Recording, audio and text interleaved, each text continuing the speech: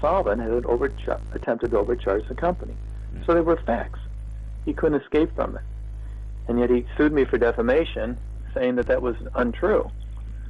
Of course, so he spent 3 years and millions of dollars having me in court every week to try to bar my defense, and he was ultimately successful.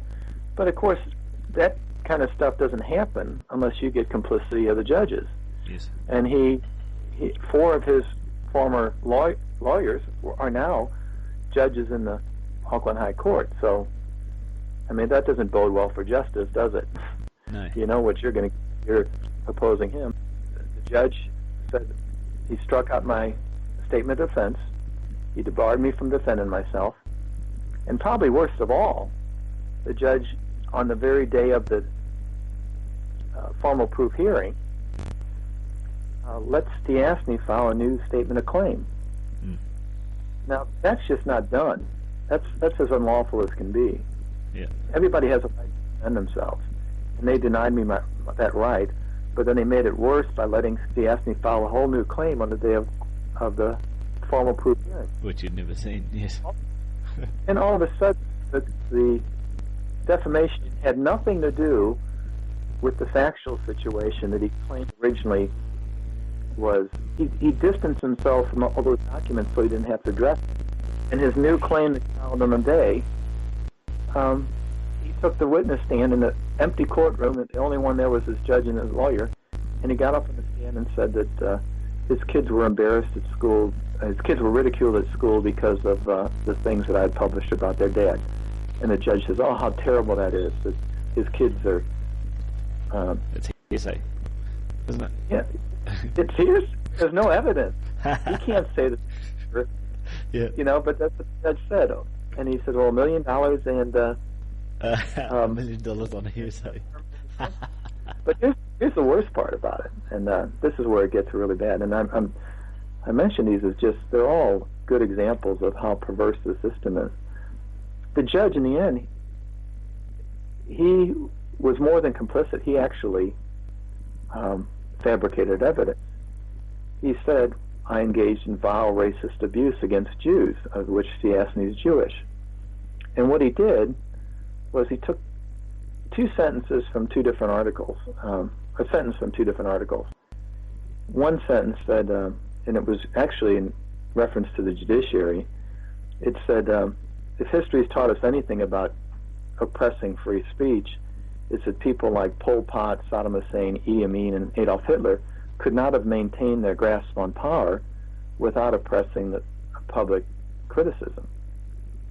And that shows the dangers of it, that if we let judges say truth police and arbitrarily impose these injunctions, that the Gestapo cannot be far behind. Mm-hmm. And then another article was actually talking about, because I got a number of people asking me about what the history was. They were, it was about the situation with Stiasny, and it said that he had tremendous sway in the certain sectors of the business community and the small Jewish community. Well, what the judge did is he took out that he says Stiasny has tremendous sway in the small Jewish community, and he left off the business reference altogether. So he used part of the sentence. Yeah. And then he said, people like Adolf Hitler cannot be far behind in the Gestapo. Uh-huh. So he actually chopped and... Yeah. Pure fiction. Yeah, he created fiction. Yeah. So, why did he take Adolf's name out and not Pol Pot or Saddam Hussein? Have he you was ever clearly considered, trying... Vince, that when they say that the laws don't apply to you, that they could be correct? Oh, but yeah, and that they are absolutely right. There is no law in New Zealand. For the rule of law to prevail, it has to be uniformly applied. And the best test for a judge is if they treat their critics any different than they do their friends. And what I've proven is twofold, is that in the case of Stiasny, their friend, they will make up evidence to support him and make up evidence against me. That doesn't happen by accident. And it's a very dangerous thing. And ever since that ruling occurred, the judges have been sealing the files, and they won't let me present that on appeal. I mean, there's nothing worse than a judge engaging in fabrication of evidence. Oh, no. And when they engage in fabrication of evidence of a vile, racist kind and use that to support $1 million judgment, then what they've done is they've broken the law. Yeah, the highest ever in New Zealand, defamation. You know, fabrication of evidence is a jailable offense. That judge, if the rule of law is enforced, that judge would go to jail along with Stiasny. But of course that doesn't happen. What happens is that you've got 5 judges on the Supreme Court who said that decision can't be appealed. Now, why did they say it couldn't be appealed? Not because the law says that. The law says the opposite. It says every decision is appealable, and particularly one where you can show that the evidence has been contrived. Yes. Those in particular rise above statute. They're firmly vested in this common law, which says that any miscarriage of justice, which can be proven, that the court has a broad discretion to take such. So there's absolutely no legal basis for them to say that I couldn't appeal it. Yeah. But of course they have to prevent the appeal to protect the corrupt judge and the ethics. So, yeah, so the injustice, that was your question, the injustice that happened. My case has shown some tremendous or terrible injustices, but and breaches of the rule of law, but I'm far from unique. This is happening every day in New Zealand. If mine was the only case, I would say, okay, it's something about me, and I could take it.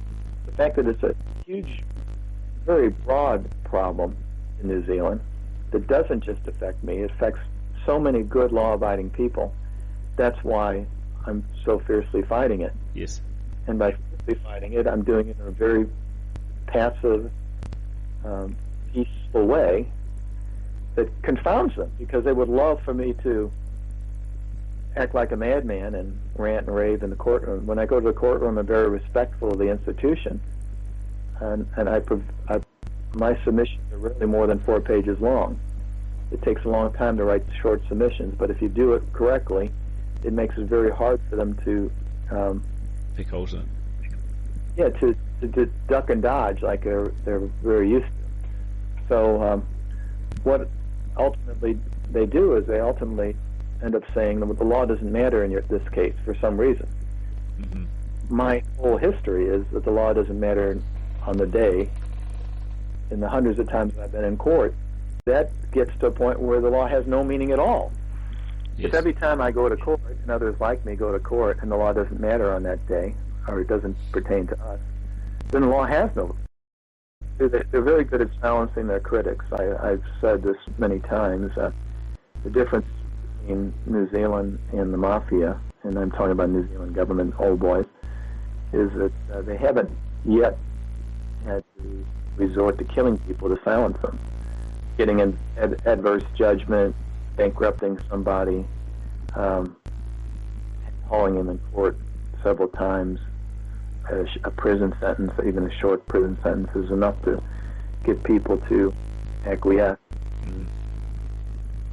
And, fold, basically. So they haven't had to resort to,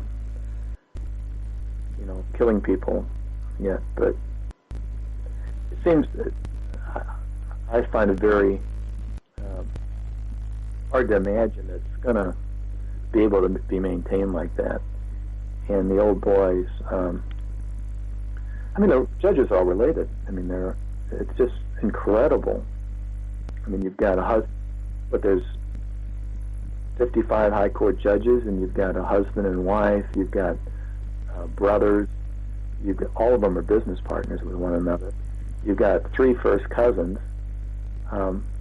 It's the most incestuous bunch. Mm-hmm. When we talk about 2 degrees of New Zealand, see the judges, you can't get out of the family. You don't get appointed as a judge in New Zealand unless you're related to one of the other ones. Mm-hmm. And you have skeletons in your closet. So even if you do rise to the nobility of the position and you start exposing your colleagues for being corrupt, you've got, by design, skeletons in your closet that can be quickly released to the press, and then it becomes all about you, your misdeeds. Yes, So, and the press is just so tightly controlled. You've got, and this is the thing with, if you remember Wilson, why he raised such a fit with having to resign from the Supreme Court. He knew that what he did paled in comparison to what his colleagues did, as far as impropriety. In fact, he firmly believed he did nothing wrong.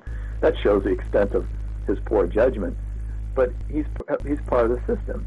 He's a product of the system. The system taught him that, but the system showed him that what he did was nothing compared to what his judicial colleagues have done, as far as ruling on behalf of their mates, in favor of their mates, and other things. And he was going to expose it all. Ultimately, he got paid off what I'm sure is millions of dollars, because he not only got the $1 million payoff, he gets a very generous superannuation that's been not been reported. And the biggest injustice is when something like that happens, there's not a public uproar. People don't raise a fuss about it as they should. That's the thing that gets me, like fighting a sort of a similar battle myself, when people just, you shouldn't have asked questions, or that's just the way it is. They don't realize that they're supporting it, and that nothing will change. Yeah. Until. And they really win when somebody like you leaves, because that's just as good as a win for them, because you're not around to criticize them. Any way you look at it, they've won. Yeah, it was more for physical safety. I don't know if you're familiar with Greg Hallett's work at all, but he suggests that he's very well researched. He suggests that there are a lot of people that are going missing in New Zealand at the hands of these people. But like you, because I went in trying to evidence something, I had pen recorders and phone recorders and cameras and the like, and I got everything documented. So I felt very much at risk that no one knew anything about my case, and I had to challenge their very legitimacy to extract myself. The next thing was either an attack on my family, or someone I was going to disappear. So we've strategically left the country, and now I'm releasing all of that stuff out, and we've had over 38,000 hits on those videos in just a couple of months. So